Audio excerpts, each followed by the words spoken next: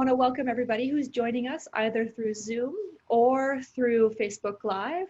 Welcome to the second edition, the second webinar of the Arctic Youth Network webinar series. Today's subject will be on youth leadership in Arctic governance. So we'll be having this series at the end of each month until the beginning of next year. So I'm very, very glad that you can join us today. My name is Samantha Macbeth, and I am a polar educator, and I'll be the moderator for today's discussion. And I'm really excited to present to you our different panelists. Now, before we start, I'll let you know that you can comment in the chat area of the Zoom or in the chat area of the Facebook, but we probably will not be able to address those questions until near the end of the webinar, but please feel free to chat with each other. The discussion here will be a little bit more contained. If you do miss part of this webinar though, this will be recorded and made available both on our social media websites and on the arcticyouth.network.org website as a transcript as well. So please feel free to check that out a little bit later if you can't attend the entirety of today's webinar. Now, as we get started, I'd like to first of all acknowledge that we are recording this webinar in various places around the world, but I am calling in from the Ottawa Valley, so on unceded Anishinaabe Algonquin territory. And I'm very grateful to be able to live on this territory and have this conversation with you all today. Now, the subject of today's webinar is a really important one to both the Arctic Youth Network membership and to a lot of different organizations that work in the Arctic. So it's that idea of the importance of youth voices and youth leadership when it comes to Arctic governance and Arctic decision making.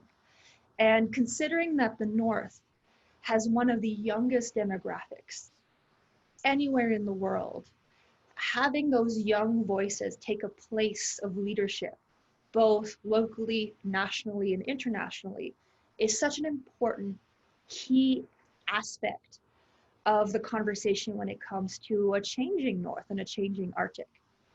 So today with me, I have three speakers who are quite well versed on that subject of the importance of having youth voices and young people involved in governance. So you'll be able to meet all three of them. They'll present a little bit on their subject matter. And then afterwards, after those presentations, there will be a panel discussion where they'll talk about the issues facing youth leadership in an Arctic context, as well as share some of their solution and tips and reflections on that matter. Now, enough about me. I'd like to present our first speaker, Emily Tsu, who's calling us from Toronto. Hello, Emily. Hi, Sam. How are you doing? How are you doing? Good, good. Now, Emily is a Juris Doctorate and master student of law at University of Toronto, and she is well versed on that Canadian and international legal aspect when it comes to Arctic decision making. So, whenever you're ready, Emily. Sure, yeah. So maybe I'd give a little bit of context about myself first. So my name is Emily Choi, and I am a student here at the University of Toronto. And so before I go any further, I wish to acknowledge that the University of Toronto is located on the traditional lands of the Huron-Wendat, the Seneca, and the Mississaugas of the Credit River. And today, this meeting place is still the home to many Indigenous peoples from across Turtle Island, and I'm grateful to have the opportunity to work and live on this land. So my experience with Arctic leadership and youth leadership really is in the participation of various ad hoc forums. So the Model Arctic Council is how I met Sam, but also in the 2015 Arctic Youth Ambassador Network Summit in Iqaluit. And so today I'll start to share my screen. So I'll talk about the role of youth leadership in the North, but from the perspective of a Southerner. So I would consider myself a Southerner who lives in an Arctic country, but located about 2,000 kilometers away from the Arctic Circle. So I wanted to make that very clear. I don't speak for Arctic youths. I speak from the perspective of someone who works on Arctic issues from mostly an academic perspective. So that is what I'll be talking about today for the next 10 minutes. Okay, so before I begin, I'd like to talk about what does governing in the Arctic mean, and then talk about the role of youth, and then finally conclude with the role of Southern youth and some tips forward. So what does governing the Arctic mean? And I have adapted this definition from Lassie Heinonen, Heather Exner-Piro, and Joël Flouf's definition. I think that governing in the Arctic refers to a practice by different private or public actors engaged in the development and implementation of governance through various actions and instruments in and for the Arctic region. And I think youth are involved in every aspect of this definition. So first, starting youth can be both private and public actors. For example, we have one of our colleagues here is an elected official working in both public and private capacities. They can work in both development and implementation, in shaping norms, and also to work in policies directly. And this last point, through various actions and instruments, is what I want to focus my conversation today on. So there are various forums in which youth are involved in Arctic governance today. They are involved formally in different institutions by being a youth leader who is elected to serve in government, and they directly participate in shaping Arctic policy either in the North or for the Northern region. There are youth working directly in different institutions. So in Canada, that might be Indigenous and Northern Affairs Canada. It's a department here, or Global Affairs Canada, or Foreign Affairs Institution.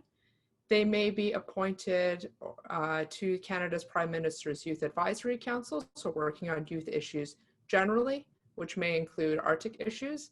Or there may be specific Arctic forums for youth, such as the Conservation on Arctic Flora and Fauna. They have a youth advisory group there. So there's different ways for youth to formally participate in the shaping, in the development and implementation of Arctic policies. But there's also different ways for youth to participate, and they may participate informally by creating norms and by indirectly influencing those decision makers at these institutions.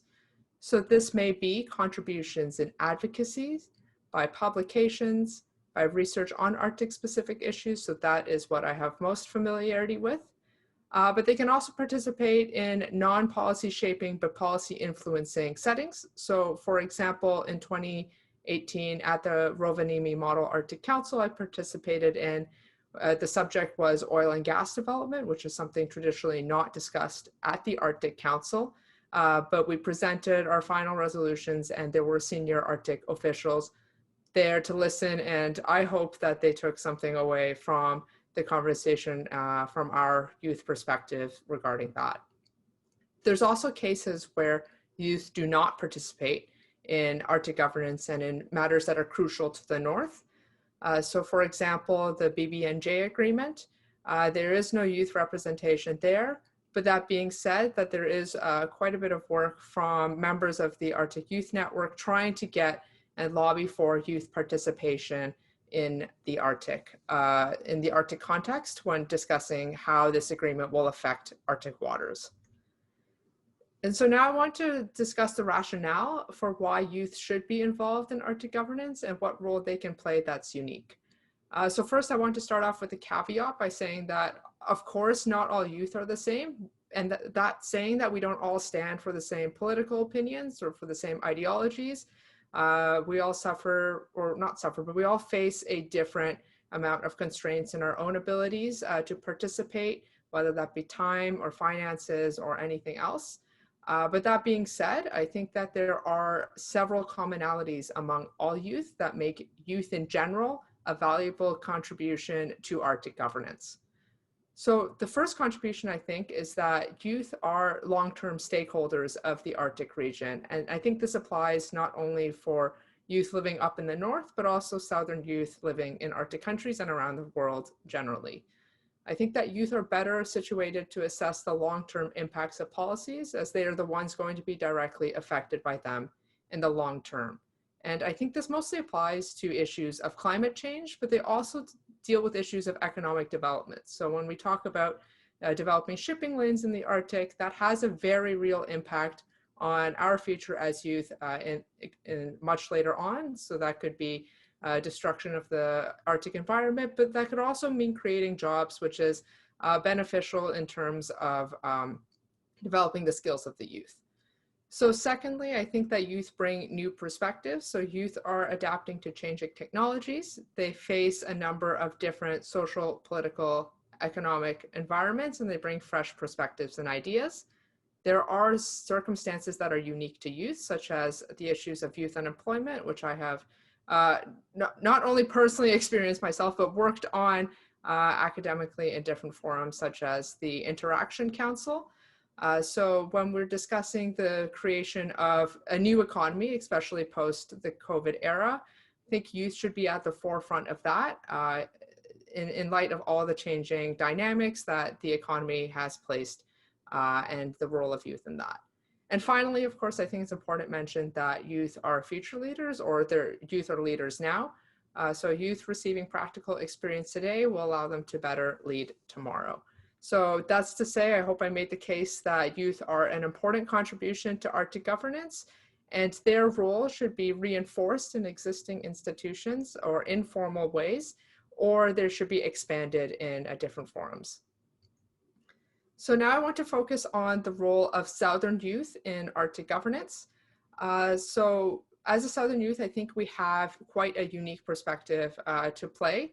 But that, I think, starts with having a spatial awareness, is that Southern youth are not located in the North. So that means that any policies that we do work on or advocate on do not directly affect us, but instead directly affect real people that live in the North. So that being said, I think the first thing to do is to limit the space and just to acknowledge the amount of space that Southern youth take up in conversations, and where possible to invite Northern perspectives on these issues. Second, I think that it's important to keep an open mind about North-South differences. I think it's right to say that what works in the South will not always work in the North. So that's to say to keep a very context-specific approach whenever talking about advocacy by Southern youth for the North. Second, I think we all have a duty, a positive obligation to take an active role to learn about the North as Southern youth. Most of Canada's population lives not in the three territories. They live in southern areas. 80% lives hugs around the US border. So that's to say that we aren't frequently exposed to issues related to the Arctic and Arctic governance. So where possible, I think it's important that we learn, and that's what I've been trying to do as the founder of the Polar Law Group at the University of Toronto. And I think it's mostly important to ensure that Northern perspectives are included and represented in our work, but with the caveat that I understand that Northern youth are under a lot of strain to participate in a lot of forums, so to recognize the limitations of that. And finally, in terms of tangible contributions by Southern youth, I think that Southern youth, like all youth, can contribute to the dialogue, not only in the three ways that I mentioned before, but also in developing our own expertise. So understanding our own comparative advantage in our own lived experiences, but also our own learned experiences as a student, a scientist, or a worker in an industrial setting, and others. So what are some ideas for youth to be more involved in leading governance of the Arctic? So the first two deal with youth in general.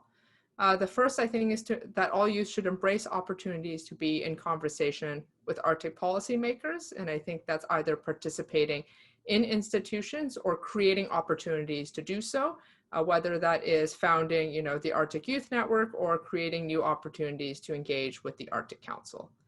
And second, I think it's important that youth build a connection with other youth. So my own experience is that I have an independent interest in the Arctic, but I think that really snowballed once I went to the Model Arctic Council and got to meet more people who are interested in Arctic matters as well. It's quite a niche subject area, so it's always nice to develop those connections and to really be motivated and to retain a commitment for the North. And these connections can be developed through conferences or through visiting the North, of course, only after COVID. So third, I have two ideas with particular respect to Southern youth engaging in Northern leadership issues. So the third is that I think it's important to create spaces in Southern institutions to learn more about the Arctic together. That's what I've tried to do at the Polar Law Group here at the University of Toronto, but I think that there's a lot more opportunities to do so given that there is such a large gap right now. And finally, I think one new idea is that we could develop a statement of principles for Southern youth leaders to be involved in Arctic governance, simply as a soft law kind of guiding principles for us to acknowledge that we're Southerners and we're not Northerners, and to really prioritize listening as opposed to speaking and acting without consultation and informed action for the North. So that's all I want to say today. Thank you for your time. And now I think I'll turn it over back to Sam. Excellent. Thank you so much, Emily. It was really great to have that foundational information about the idea of governance and how that idea of involvement works on that very practical, if academic perspective. So I'm looking forward to talking a little bit about that once we have our panel discussion. But before we start that, I'd like to give the floor to our next speaker, who is actively involved in politics in his home of Norway. So I'd like to give the floor to Andreas Westman Johnson, who I'm very thankful can join us today from Oslo. Thank you so much. Thank you, Samantha. First of all, happy to be here and to get the opportunity to speak to all of you. I'm just going to try to find my presentation here. And there we go. I have gotten a lot of freedom when it comes to my presentation. So that's why I want to focus on why and how to engage yourself. And with the subtitle of my presentation is Nothing About Us Without Us. Now, Andreas, before you launch into your presentation, you do have an introduction for yourself. Sorry. Yes, I do. I actually have. I do have a lot of presentation to do. So first of all, let me introduce myself. My name is Andreas Westman Johnsen. I'm a 26 years old Norwegian. I'm from the city of Fauske, but I currently reside in Bodø, which is the second largest city in northern Norway. I've been engaged in politics and participation from a very young age, and I will come back to that a little bit later. So, my story. I started with participation already in elementary school as a class representative. That was my first meeting with representing my peers. And that was a really good introduction to try to work with politics, which isn't related to political parties, but more that you're going to represent the peers and try to make the school better for everyone. When I was 12 years old, I joined my first political party behind my parents' back because I really, really wanted to see what is this politics about. So I joined my first and still the same political party as I am in today. Around the same time, I became a part of the Youth Municipality Council in Fauske, which is it's a place for youth to give feedback on the political cases that is brought up in the municipality council.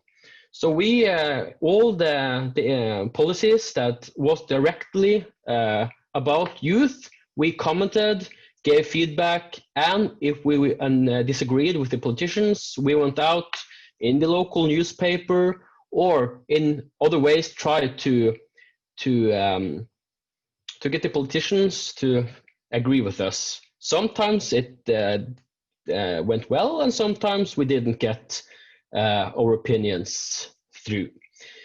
In 2010, I was elected to the UFT, which is the Nordland Youth County Council, which is the same as the Youth Municipality Council, but at the council level. And this year is actually 20 years ago it was established politically. So the reason for the establishment was to get a new forum for youth to give feedback to the political policies that was brought up at the county level. We gave feedback to political cases regarding schools and culture and things that was directly tied to youth. And we also gave feedback to cases which had a more national or international side of it. For instance, if it was cases that was in the national government, we could give feedback through the county council to the national government. And in 2015, I was elected as a politician in my home municipality of Fauske, which was a great experience to get to work with politics, get to try to work like in a small in a small way, but also in a really important way, with everything from health to schools to local economics and so on. In 2019, I was elected to the Nordland County Council. So I've sat on both sides of the table, both at the local municipality level and regional county level, which right now I'm working as a politician, 60%. So part-time politician, part-time student, which is a great experience. And I get to work with a lot of political issues that, interest me a lot. And last year, I was so lucky to be invited to the initiative called Nye Stemmer, which in English means new voices. It was both a qualitative and a quantitative approach to try to find out what cases young northerners which cases is young individuals most what is the most important cases for young northern Norwegian individuals. So first of all, it went through a quantitative approach where they asked all 100 youth about their experiences, and then they went to a qualitative phase where they interviewed some of them to then have a report that tried to find out, okay, what is the most important issues for northern youth. And this is a political document that is used for, we could use it in both national discussions, and it could be used to try to make North Norway an even better place for youth, both when it comes to identity, when it comes to how we should use our money, and how to, in an even better way, lay the foundation for good life in Northern Norway. This project was extended into what is called 2020X, where we go even further down to the matter to see what and how can we, in an even better way, take this information and try to have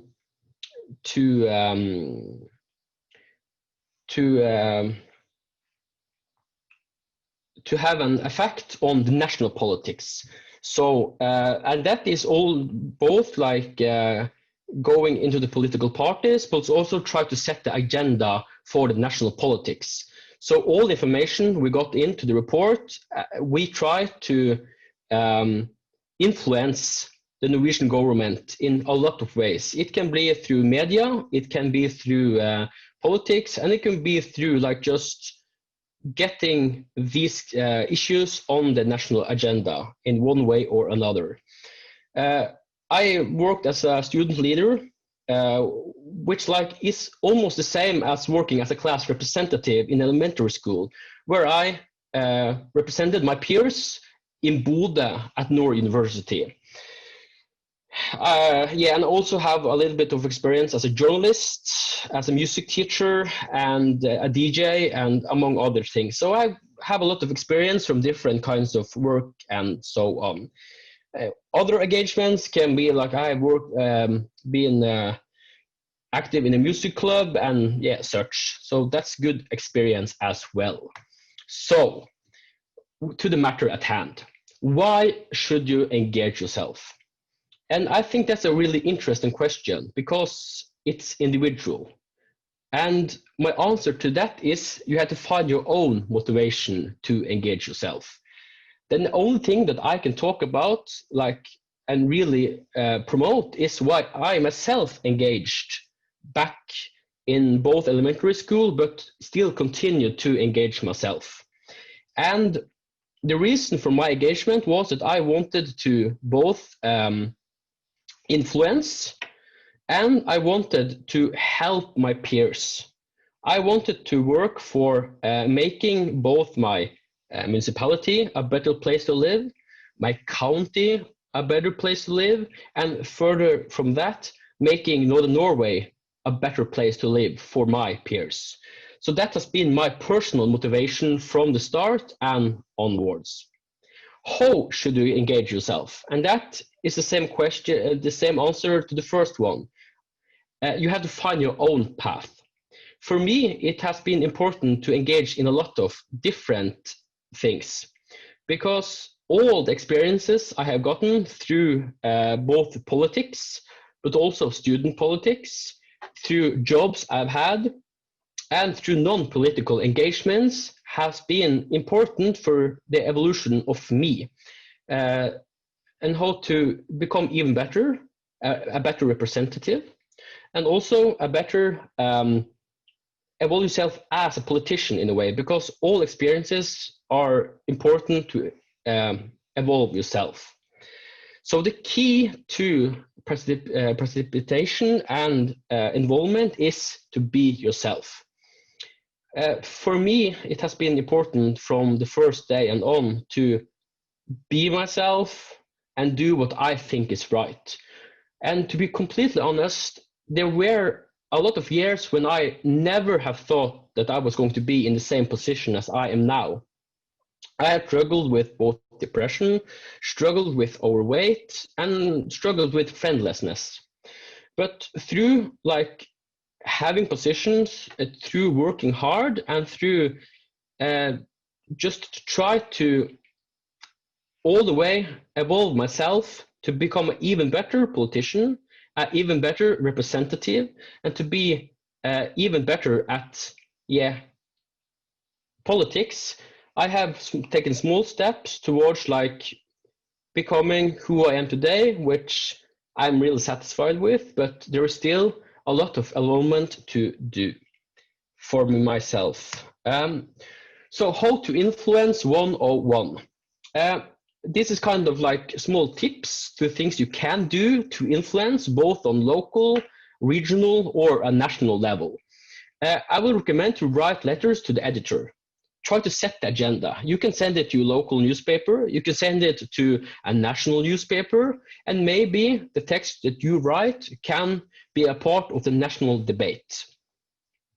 And as an extension of that, try to get in a newspaper.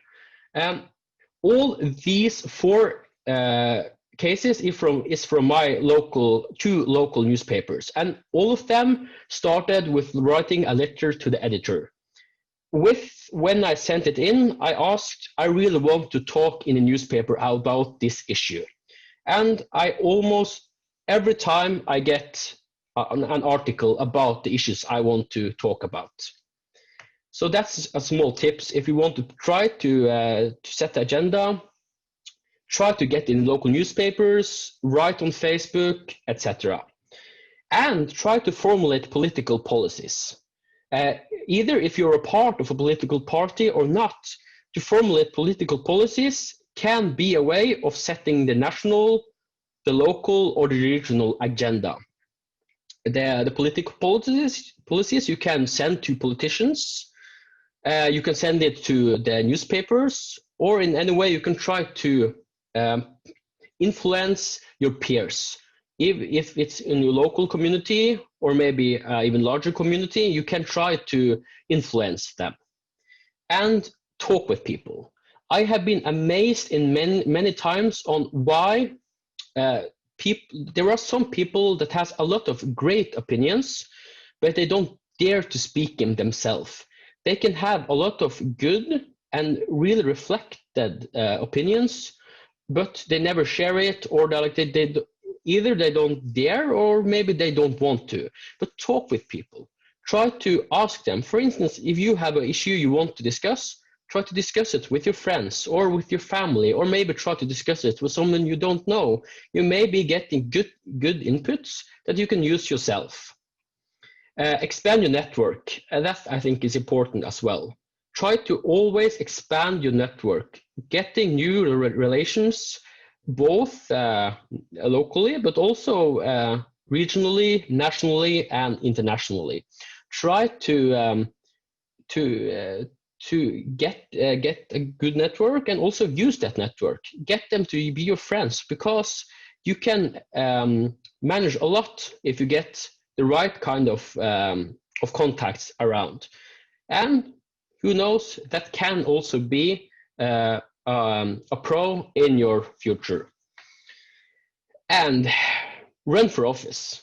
If you're thinking about run for office, do it. Some of my best decisions have been that I think, okay, I'll just run for office and see what's happening. And that is a good way to both like evolve yourself and to just do it. Sometimes it can go really well and you could get experiences you never would be without. And as small, like the last one, never doubt yourself. Everyone does it. I do it, your prime minister in your country does it, the biggest celebrities does it, everyone doubt themselves. So there are days where you will doubt yourself and there are days that goes well. And you got something called the imposter syndrome, which is like that people doubt themselves even if they do an amazing job. And that's where it's important to always remember that everyone doubts themselves always. So never forget that as well. And the last thing, like to sum it all up, nothing about us without us. Why should you engage? Yeah, if you don't engage, maybe no one will. So it's important for you to use your experiences, to use your voice, and try to influence others, because that is how we get the next leaders. It is with someone has to like go out and take that step to actually try to influence others. So I will wish you all good luck with that. So thanks for listening. Yeah, that was my presentation. Thank you so much, Andreas. That was really awesome. It was very interesting to see your journey, to see how you were able to get to where you are right now, and the challenges that you had to face, both personal and political. I really like the idea, as well as starting small in the way that you were saying, to write articles towards newspapers and to verbalize your ideas. Just find a way to share your thoughts and opinions, because you might be, you might have a more formed idea and a more formed objective than you actually might believe. I know that at the Arctic Youth Network, we've been trying to put together a newspaper. We've started to put a virtual newspaper called The Exchange, where we allow Northern youth, where we permit, we create an opportunity for Northern youth to write articles and to share with our networks, and to eventually have that be an area to, test out their ideas, if they will. So we'll continue discussing this in a moment, but I'd like to give the floor to our next panelist. Denali is calling to us from Alaska, and they are a youth leader involved in many things. They are a youth participant for the Arctic Athabascan Council, permanent participant at the Arctic Council. They're an advisor for the Arctic Youth Network as well, and many other things. So Denali, I'd like you to introduce yourself. Let our audience know a little bit about you, and you have a floor for the next 10 minutes. Thank you very much for being here today.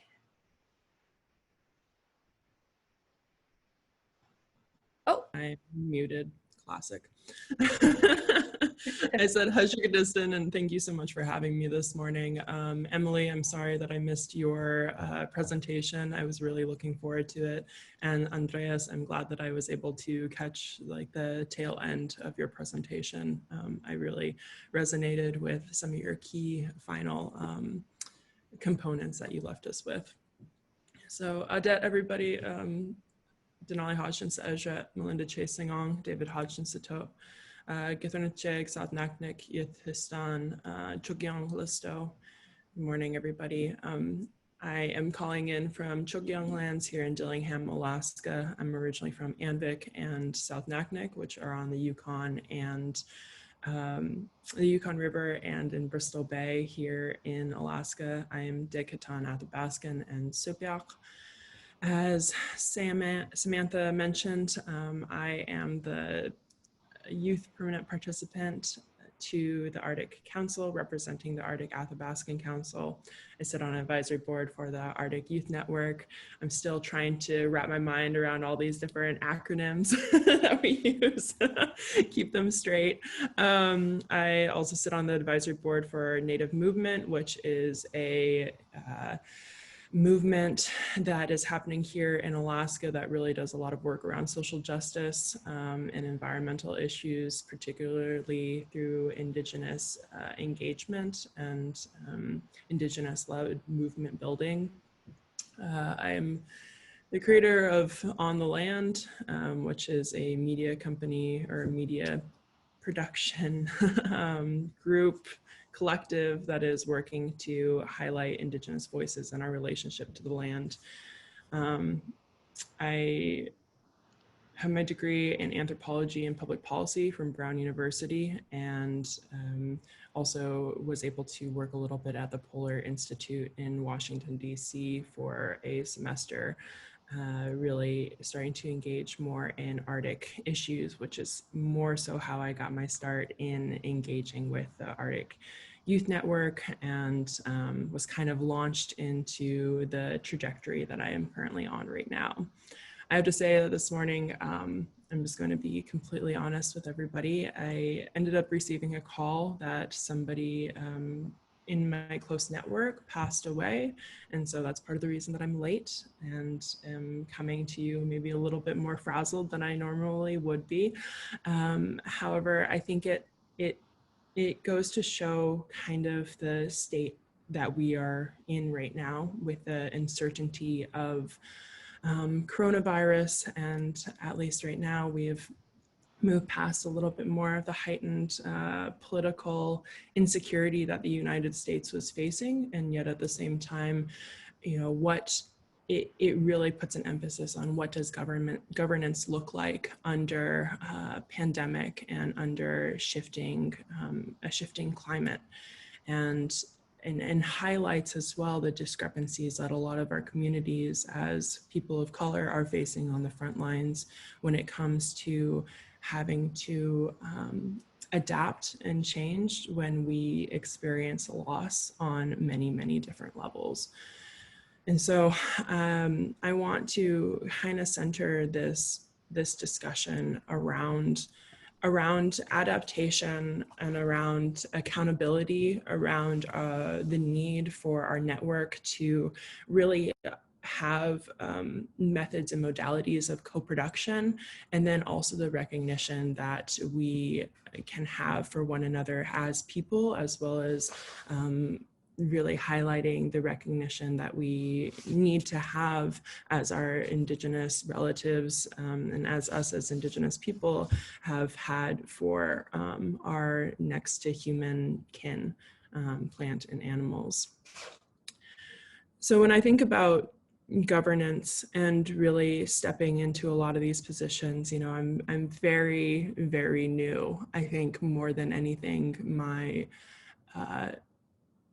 my degree coming to an Ivy League institution from small town Alaska, you know, offered me more than anything a chance to reflect on the legacies of colonialism and the ways that governance structures have not really been set up to include people like me in it, or my parents, or my grandmother and my grandfather. You know, my grandfather grew up in a generation here in Alaska where Jim Crow laws, many people don't know that Jim Crow laws, which were segregation laws here in the United States, that were predominantly grew out of the southern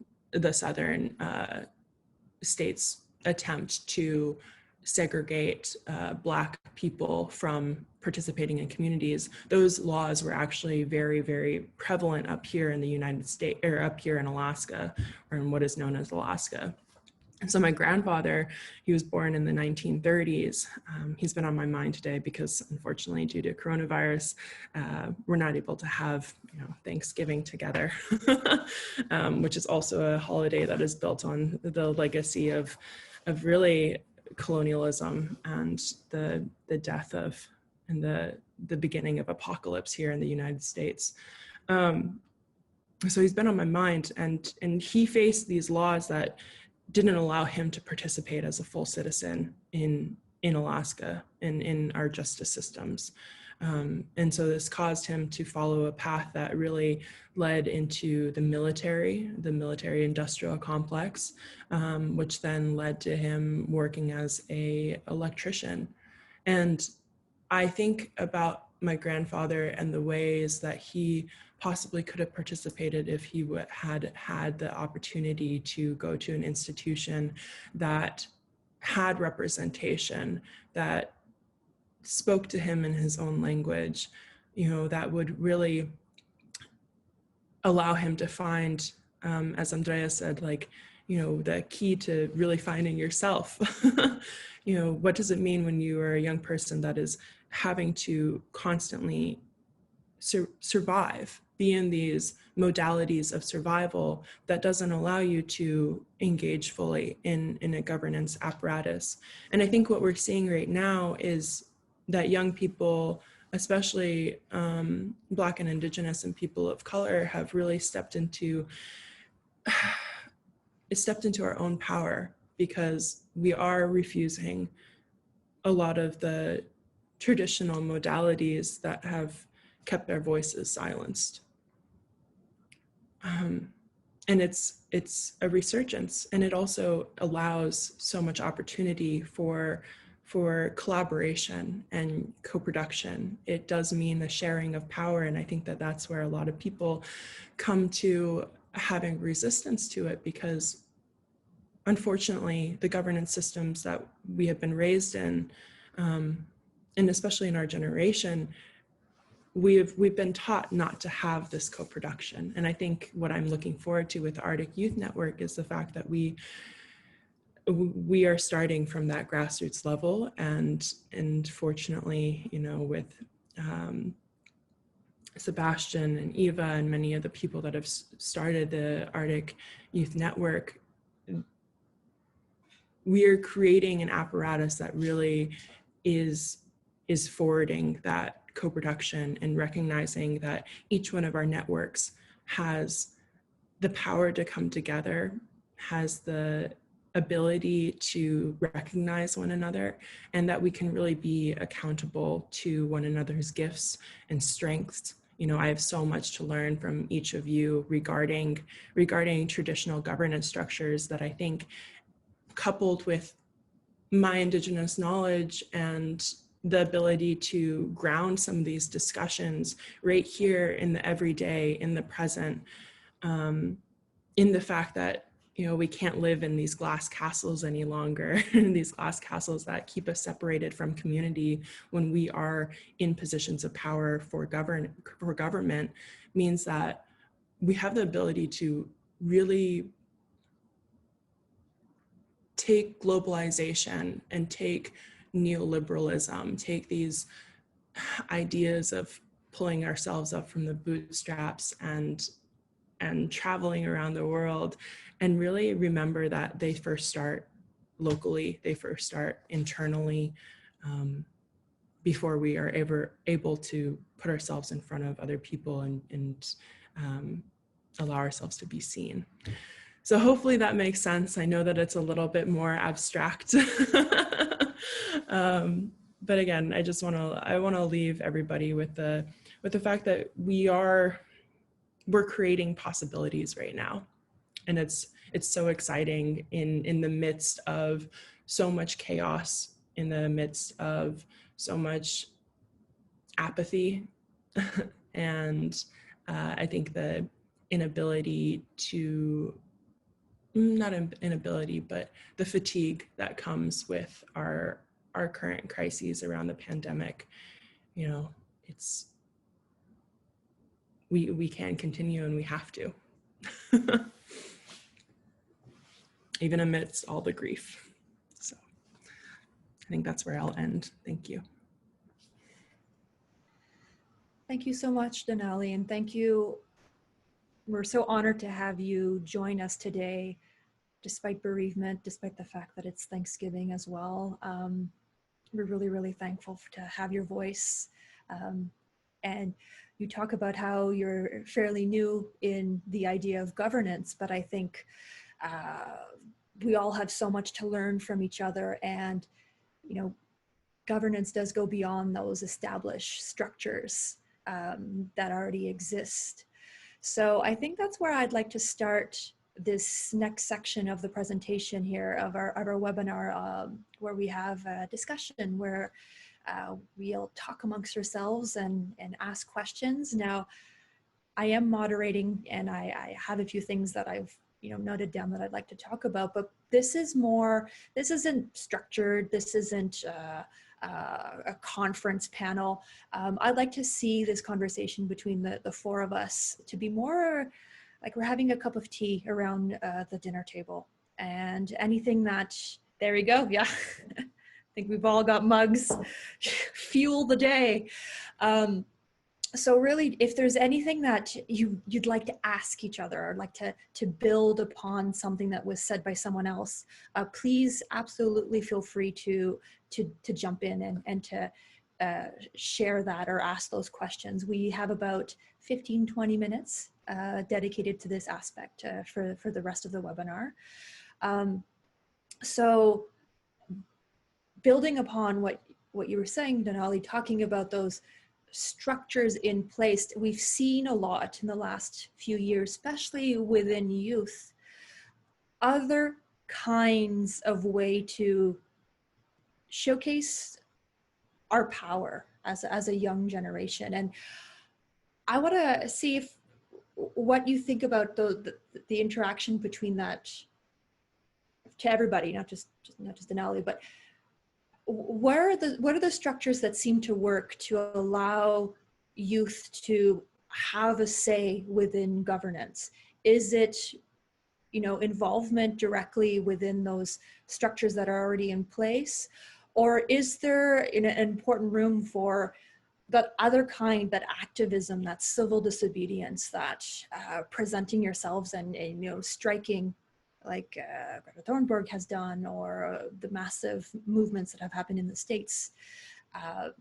Where do our strength lie as a youth stakeholder within the Arctic?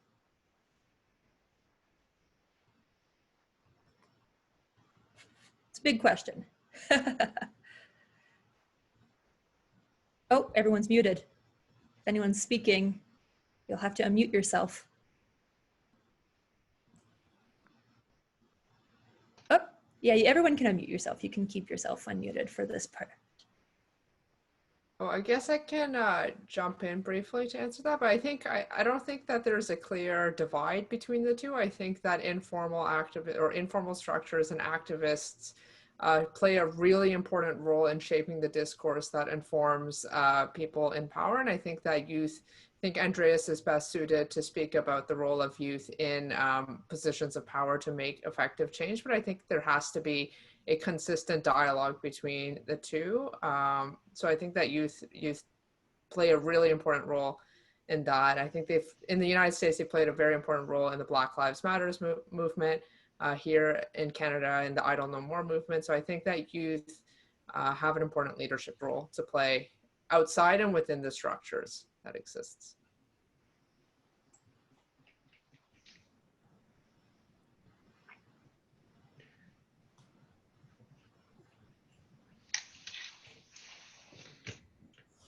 Yeah, I can just say that I agree on that, because all initiatives contribute, I think. And them, like, I like the idea of being like a movement in a way, like, because there is a lot of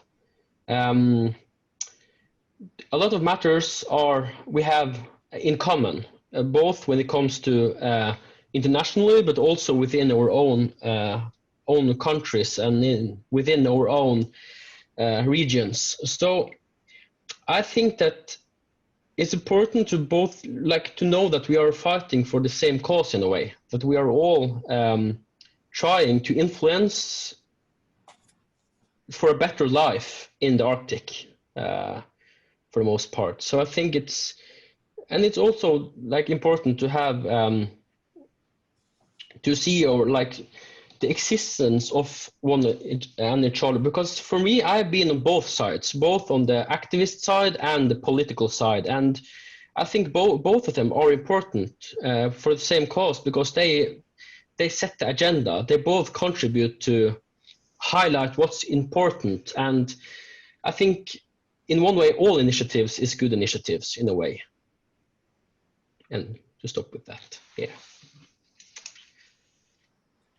Yeah, I will agree with both of you and say that we have to have a holistic approach. We have to have a multi-pronged approach to any forms of governance. I mean, that's why we have something like, you know, democracy that is within you know, how the United States practices it, and how in many ways like the Canadian government practices, or both of them trying to practice it. I'm not saying that both of them are actually fulfilling a lot of the tenets of democracy, because they have not.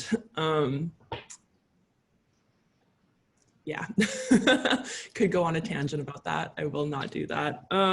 So it has to be a holistic approach that really looks at, I have to let my dogs out.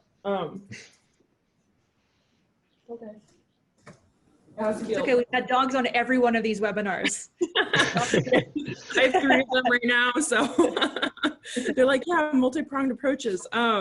So it has to be a multi-pronged approach that really does recognize the activism, that recognizes the lobbying, because unfortunately we do have governance systems that are swayed by that kind of like capital power, and swayed by having somebody come into the room and really pitch their cause.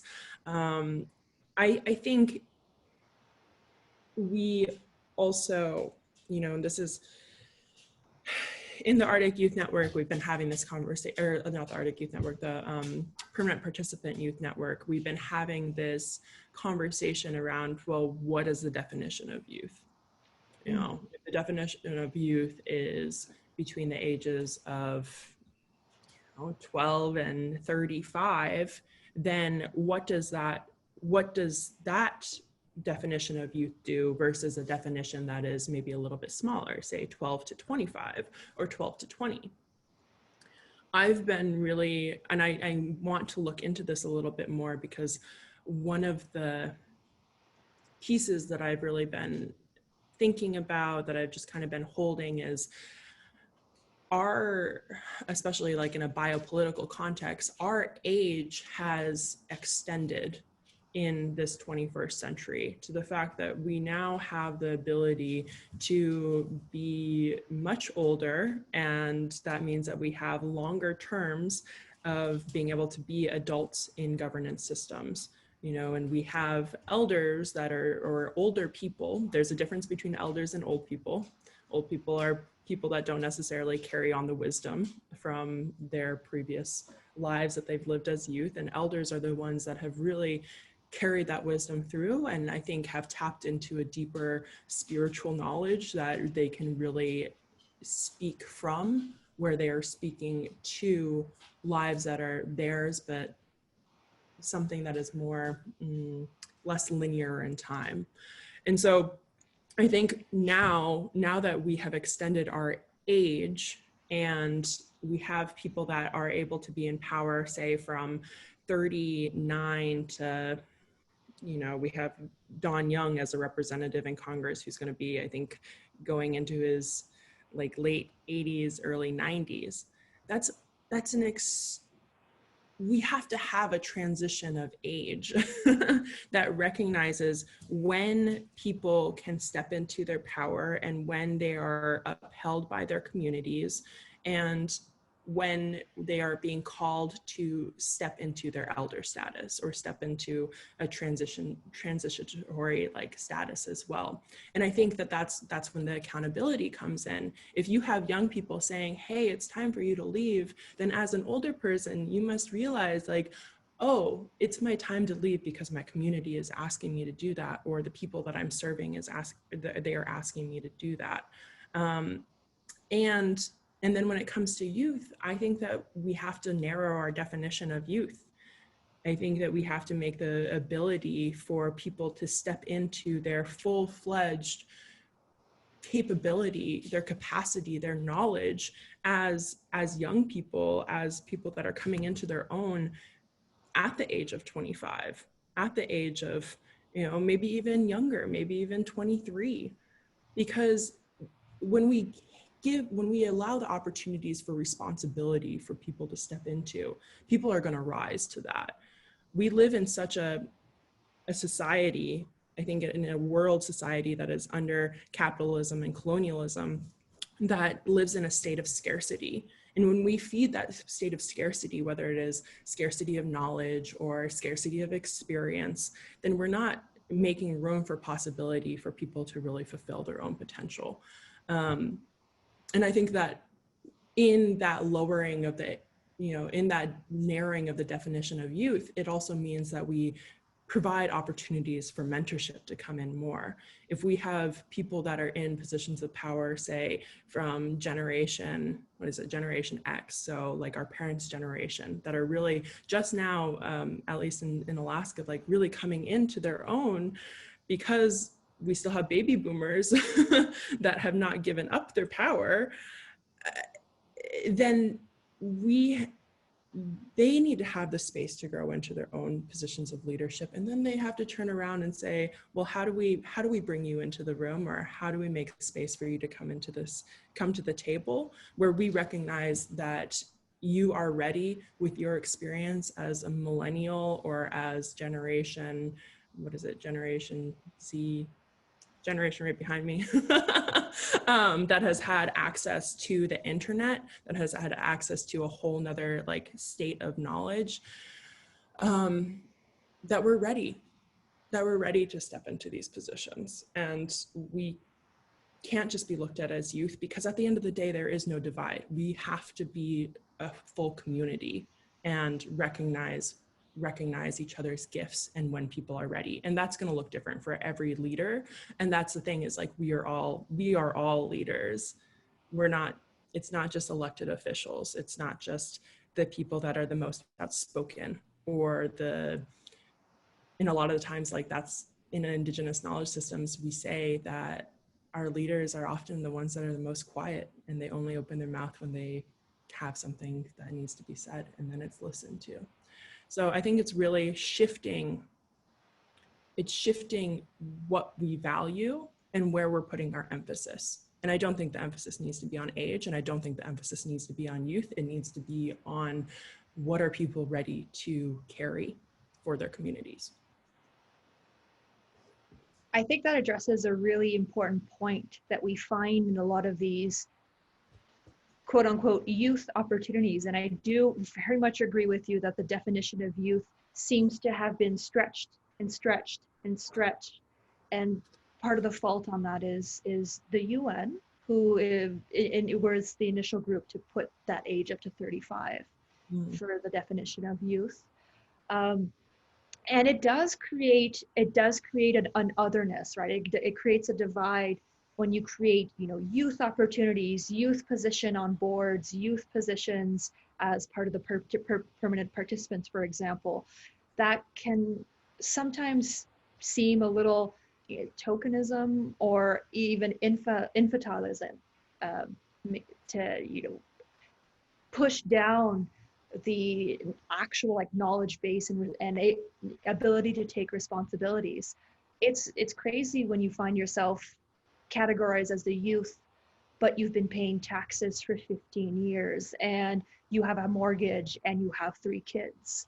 And that is a very much a different reality than a 16-year-old who's trying to decide what the next step they'll be to be involved in their community. And I actually find very interesting that, that's brought about because it seems to be less an issue in northern communities. And the ones that I have a better understanding are more North America and Greenland. So I'll put that caveat. But for example, in Canada, our youngest member of parliament at the federal level who sits at our highest office of decision making is 25 years old, and Mumalak is Northerner. She is from Iqaluit, and she represents the reality of Nunavut that is only allowed to send down 1 MP, and the average age in Nunavut is 25, and she is of that age. And I think that within Northerners, because maybe of 2 realities that can be related to health as well, but the average age, life expectancy is a little lower, and the young demographic is bigger. There is just a lot more young people. That just create a reality that people become adults with responsibilities so much earlier. So I kind of sense that the North has something to teach. My point is here is it seems that the North, the Arctic, has something to teach the rest of the world in allowing both having those elder voice who are a source of mentorship but can step back, and having these young leaders take the stage earlier and hold on to that responsibility. So in that case, how do we take that very good example and create more spaces to put that young responsibility without having it framed in that, oh, it's a youth position or it's an opportunity. No, you are a stakeholder and a voice in this fight, in this cause, so we can make way for you. And I still think there's a lot of barriers, and those barriers are coming from organizations, groups that think they're creating space for those voices, but are not really. They're putting them in a little silo, and they're like, okay, we have that one person at our table. So I don't know how to fix that, because that's been put into place as a potential solution for allowing more youth to have voices in governance. So what do you think? How do we change that mentality of having youth be in leadership for their own worth, instead of being, yes, we've allowed a young person to speak. Isn't that great? Now let's keep going with the 90-year-old Republican speaker. Yeah, maybe I can jump in. And I think this really, so I think that the starting point here is to really try to understand what is the unique contribution of youth. Like why are we separating youth as a category from any other representative? And I think part of it is actually that, for one, we can say that there's an intrinsic value to having young people there. And I think that is the approach that many organizations take, for better or for worse. They say that it's important to have young people represented, they can gain the experience, and then later on, they'll become leaders, and therefore this is a valuable opportunity for them. But I think the second category is to look at why are youth different than anything else? And I think by taking a functional approach, we might be able to actually create more meaningful experiences for youth. So youth face different challenges than people who are, I'm just going to say it, I don't think a 35-year-old is a youth, but is like a 16-year-old is different from a 35-year-old. So that the 16-year-old is still dependent on other people, or they can't rely on someone else for their own resources, and they're quite young. They don't have the experiences to go about and make decisions as informed as, let's say, a 35-year-old would. And so by taking, I think, a functional definition in different contexts, it's pretty, I think it's easier for youth to achieve their agenda in which they want to do. So for example, sorry, at the OECD, when we talk about the future of work and the future of employment, and we want a youth perspective there, I think the unique contribution of youth is that they have direct experience in youth unemployment, in changing markets with developing technologies. And when we say that we want to look at the future of youth for young people, we have to include their voices because they're the ones who are directly facing and have direct experience in this situation. Sorry. And yeah, so I'll just conclude there with that response.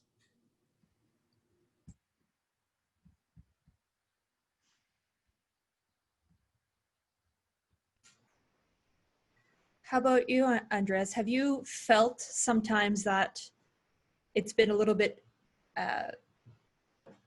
like tokenism, like you've been felt in a situation where you were the representative of all youth, and whatever you said was like a check mark, and then wasn't necessarily taken as your experience or your responsibilities? Yeah, I do have, because there is some situations where you're going to fill a role and not maybe contribute as much as I feel that we should, because to have, there is a difference between to include and to actually implement, like to actually having someone in the decision making. And I think that is partly the responsibility of the organization or the team that like involves you, but also I think that we as young youth leaders should also maybe in even larger degree increase our voices to actually make these positions actually mean something. Because I try to like come with like a concrete example right now. I don't have it at this moment, but there is times where I have sat and felt that, okay, I'm here just to be here. I'm just like a glorified, not a glorified picture, but you call it a, what you call it? Like just, I remember the Norwegian name for it, but not the English one, but that you are there just to be there and not to actually contribute. And I think it's important to be a little bit more demanding if you're in that position, to actually say that I want to contribute, I want to let my experiences be known, and I want to speak for my peers, but also as an individual, not only just as a youth, but also like that your voice means as much as everyone else's. I think that's important to have with us.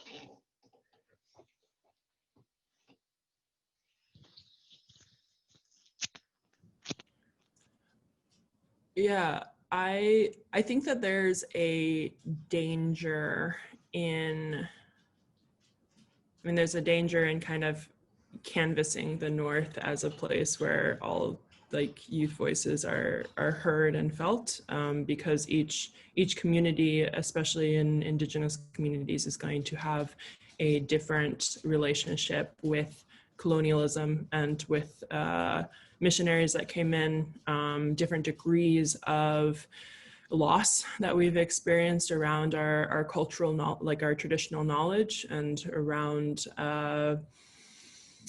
the really structures of patriarchy.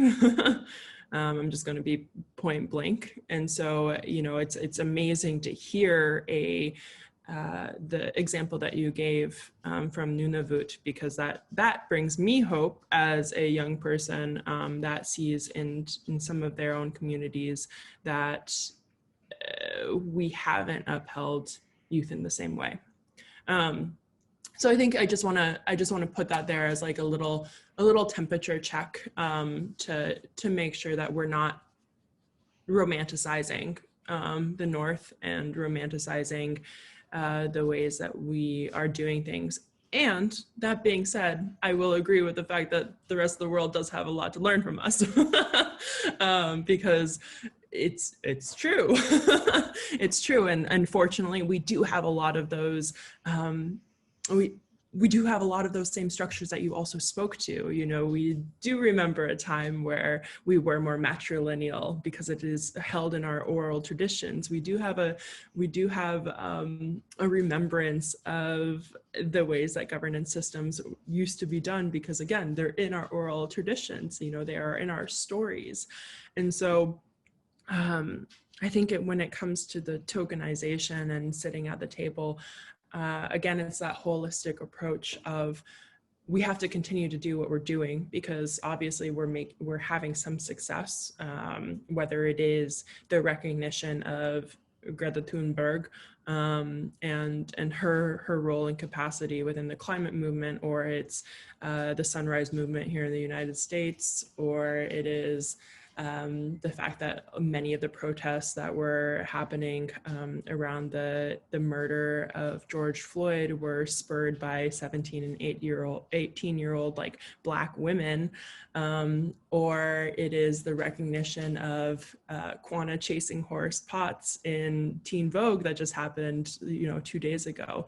Those are the movements and the recognition that, you know, many of us that are, I think, on the older spectrum of youth today, we didn't see at all. So like, what is that going to do for this next generation? What is that going to do for our nieces and nephews, or for, you know, our younger siblings that are now looking towards like, oh shoot, I can see myself. I see myself there. So we have to continue to do what we're doing, because obviously we're having some success, but I think we're at this pivot point right now, and this is maybe this is one of the conversations that's contributing to that pivot point of saying, well, yes, and how are we going to push it even further? And I think that it comes down to, you know, make space, take space, make space, take space, hold people accountable, tell these next generations or the generations ahead of us, like, hey, we're here and we're ready because you trained us to be here and ready. And we're stepping into these positions because, again, you've trained us and you've given us the education. Trust us. I was actually just talking to Sebastian the other day about the work that we're doing in JEDI, in our Justice and Equity and Diversity and Inclusion working group. And I was like, we have to move at the speed of trust.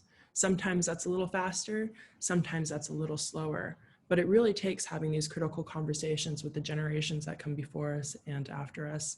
And Andreas, I really appreciate the fact that you're pushing people to run for office. You know, I've had 2 conversations about running for office here in the United States as younger people. And I've had people within my own generation that have said, well, it's probably important that we get more experience first. Well, it's probably important that we go along with some of these systems and we gain our experience here and we gain our experience there within the governance systems. And I'm like, well, look at the state that we're in right now. if that's what previous generations did, and we're here where we're at currently, and we're feeling that we need change, are we going to wait the next 10 years to get that experience before we enact that change? No, we are like, our everyday process is the process that we have to be recognizing right now, right here, right here. And it requires running for office, even at a young age, even when we're like, oh, I'm going to have to learn so much. And the learning curve might be steep, but it's going to be like this mountain, you know, that many people go up and backcountry ski up. It's going to be hard. It's going to be strenuous. We're going to be out of breath sometimes. But if we take a step back and we allow ourselves to relax, if we allow ourselves to take those pauses, maybe even if they're like a 15-minute break when you're jutting up the side of a mountain, that's going to do the world for us to reach the summit. And when we get to the summit, that might be the time, the crux, the point where we can actually turn the table on something like climate change, on racial division, on the inequities that we see. But it takes us like pushing and practicing this governance at our own interpersonal levels, at a community level, at a worldwide level, at an international level, every single damn day, and remembering that it has to be coupled with that rest in order to make it happen. Oh, there's that mountain is very hard to climb for some though, and I wonder if we could speak to something that might be a bit of a divide, and this might be a north-south divide or a rural city divide, but in this age of we're having this conversation on governance and the importance of having these voices in governance levels on Zoom, and it's being projected on Facebook. And, you know, there's been some amazing activism done through, you know, Twitter and through, you know, the TikTok teens, you know, ruining different campaigns for people that, you know, the young people don't agree with. Is there a digital divide that might be, you know, unfavorable to the North at the moment, compared to the kind of young activism that can be done where areas where the internet and services are more accessible? Or is that something that isn't as important anymore? I think the digital divide isn't as big as I guess it is. I think, like, of course, we need to improve broadband access for people in the North, not only to start with the fact that everything is online now, and education, that means the quality of education in the North is more challenged than those like me in the South, where I don't have broadband internet problems. But that being said, I think that just to go back on the point we were talking about earlier, I think a lot of the challenges of getting youth involved is to develop moral courage. And I think part of developing the courage to speak up, I think, has to be coupled with something more practical, and that is privacy and internet protection laws. And I think right now, one of the obstacles, I think, in getting youth involved is the very real fear that everything that is being said is recorded and may be used against you. And that is for better and for worse. You know, I think it's important now that we have access to a lot of the current politicians' historical records to see what kind of person that person was. Not to say, like, it was very important for the Brett Kavanaugh hearings in the United States for his appointment. So I think there is a degree of accountability that comes in the fact of having longstanding records of what everyone says. But that being said, I think that discourages a lot of people from speaking up and from having their thoughts recorded and from publishing opinions. So I think in the European Union, there is a better balance than there is in North America. The European Union has laws that enshrine things like the right to be forgotten. You can have links delinked from Google if you choose to. So I think part of solving the access to digital divide is really activism on a privacy front as well, and an information front, just to allow and to empower individuals to speak up without fear of reprisal and without fear of being doxxed on the internet, which has and can have very serious effects on the individual speaking up for legitimate causes.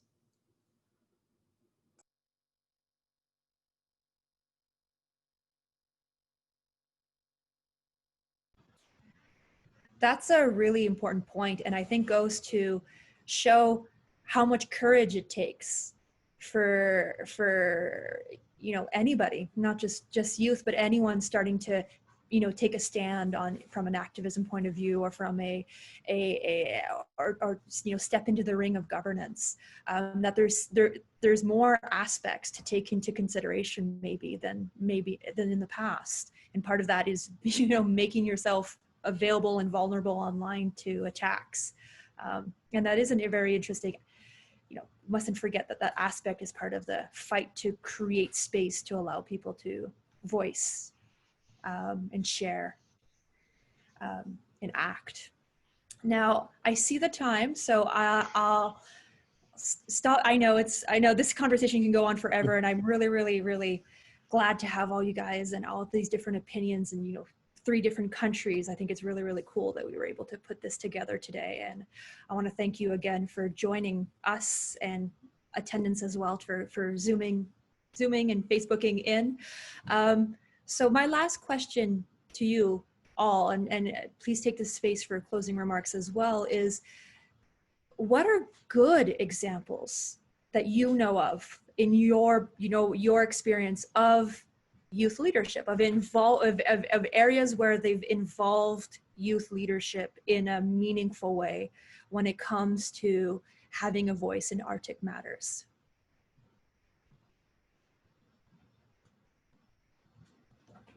I have one example on the Norwegian government, because when the Norwegian government presented their circumpolar strategy, they had their own youth council, or youth,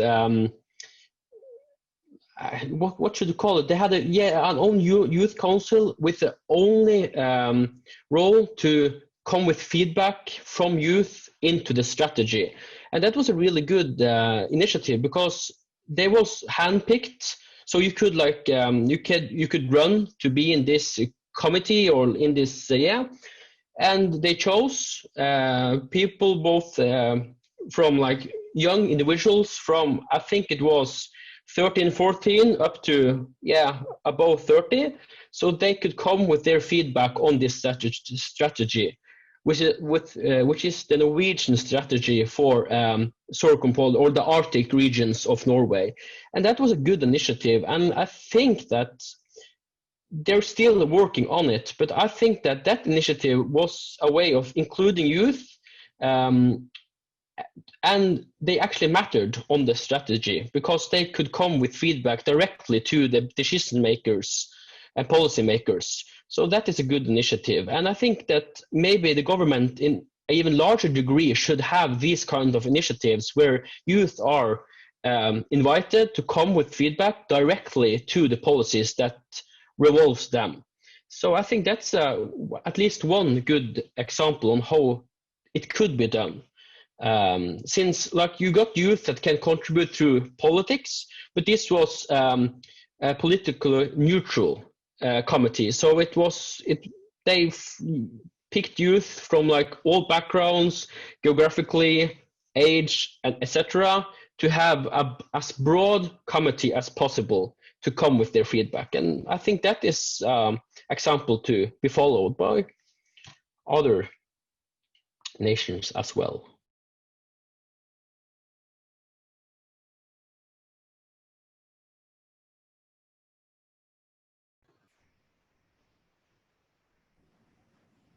Emily, would you like to speak?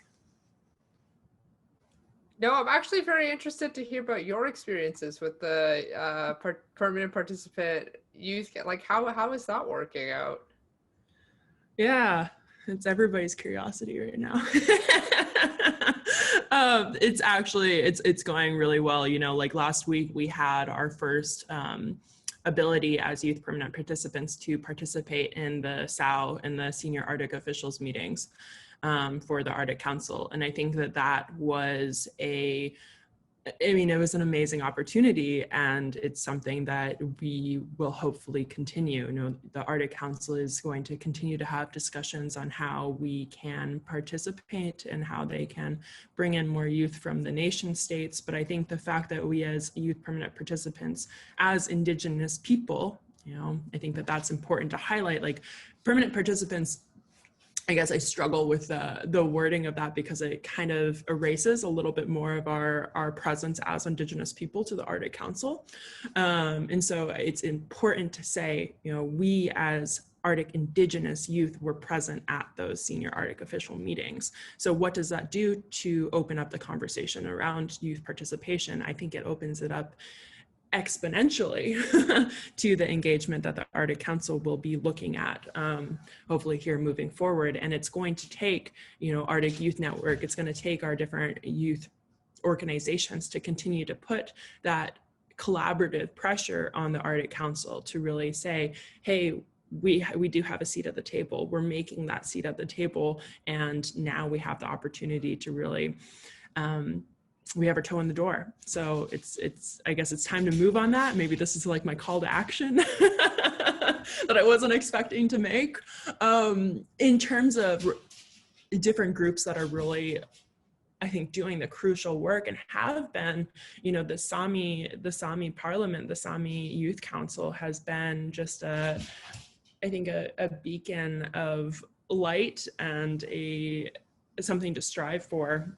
We just had a panel discussion as the youth permanent participants for our Arctic Youth Leadership Summit anniversary 2 days ago, and Tomas Aslak Yuso spoke, and he was one of the youngest persons that has been elected to the Sami Parliament, and then he was instrumental in creating the Sami Youth Council, and they have really created an apparatus where it is that feedback loop where they are mentoring young Sami people in order to take up these positions in governance and starting it at a young age. And so, you know, we at Arctic Athabascan, we're just now starting our youth participation, and that's something that I'm right now in charge of doing. And it's, you know, we look to people like the Sami Council, we look to something like the Arctic Youth Network, which is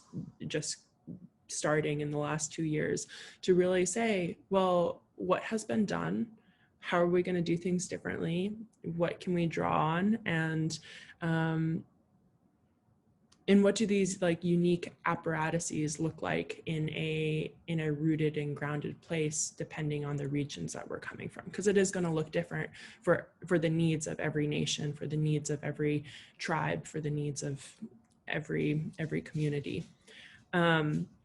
I want to just harken back real quick to the previous question on broadband, because it is an accessibility issue. You know, I'm calling in from Dillingham, which is a larger town in rural Alaska that is off of the road system, where there is Wi-Fi, but it's extremely expensive, and we also have a limited connectivity. So I'm house sitting right now, and I had to ask the people that have so generously said, well, we'll pay for your broadband. You know, they had to increase it from 75 gigs to 300 gigs, which was the next level up.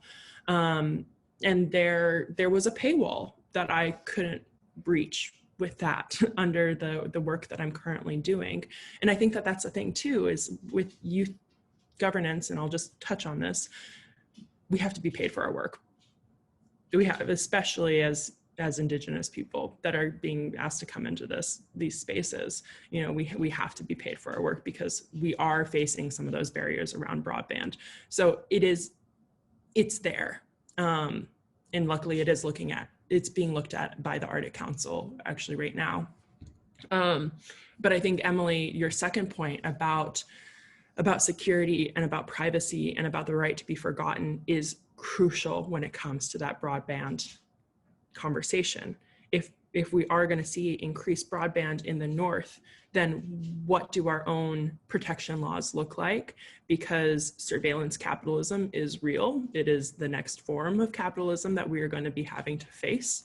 It is already, being exercised by these very same organizations such as Instagram and Google and Facebook that have allowed so much of our activism as people, and especially as like BIPOC, to really make a difference. So how are we putting pressure on that? And I really think that is a crucial conversation that needs to go hand in hand with climate change, with conversations around governance and co-production. So thank you for highlighting that. And that's, I think, maybe another conversation that we could dive deeper into at some point. Yeah, I do believe that might be down the line after this webinar series. If we do end up doing webinar series part 2, I think that would be an excellent subject to touch upon and bring people in. Emily, I'd like to maybe have you say some final words, because I'm really thankful that you were able to join us from Toronto today. And maybe ultimately, you touched on a point that can be a little bit awkward, in the sense that there are Southerners who want to create space for Northern voices, especially within Arctic countries. What big piece of advice would you give to Southerners in Arctic countries to allow them to create space for Northern voices in Arctic governance? And myself am a Southerner in a Northern country who wants to create space for Northern voices. So what would you be your big piece of advice? Yeah, so I think I outlined a 3-part plan for this, but I think the first step is to just develop that sense of awareness and just to acknowledge the fact that I am a Southerner, I do not live in the North. And as a result of that, if there are anything that I'm working on or advocating for, it should be with a mind that this is basically international development work, and that you are really working with for sometimes vulnerable populations far away, and you're not well equipped with the context as well as the people that live in the North. So I think that's the first step, is that you just have to have that awareness and situate yourself.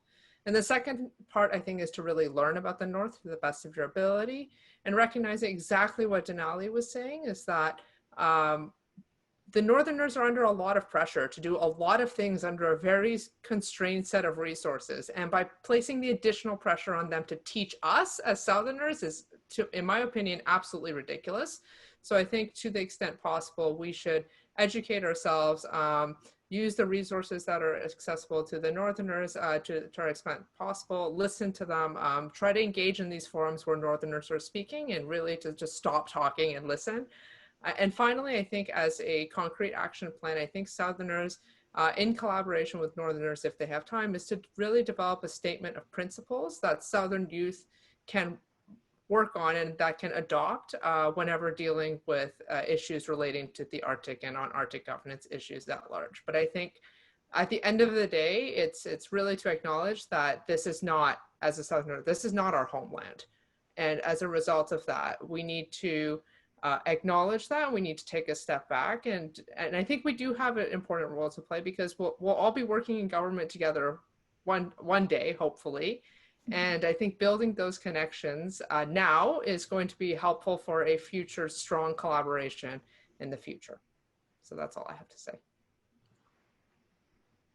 And with that, thank you so much, Emily. Thank you, Denali. Thank you, Andreas. Again, this was a fantastic conversation that I think could go on for quite a long time, but I do invite you, especially if you have Southerners who want to be educated, to share this video, because it will be available on the Arctic Youth Network website. We'll have it on our Facebook page as well. There'll also be an article that will be a result after this webinar that will be on the Exchange. So we'll have a Northern journalist, a Northern author, write a small article for our Exchange newspaper on the Arctic Youth Network. And I invite all our attendees to continue following the series. Our next Arctic Youth Network webinar will be at the end of December, on December 30th, and the subject will be ethical photography and filmmaking in the Arctic. So we'll have some fantastic speakers for that as well. Again, thank you so much for joining us today. I wish you all the best health and take care of each other and your families. And I would like to end the word by thanking Global Affairs Canada, that has an important contribution in realizing this webinar series. We wouldn't be able to put this together and to pay our speakers if it wasn't for the contribution of Global Affairs Canada. So thank you again. Have a fantastic day. And I hope to see you all in real world beat space once we are done this pandemic. Thank you. Thank you so much. Thank you.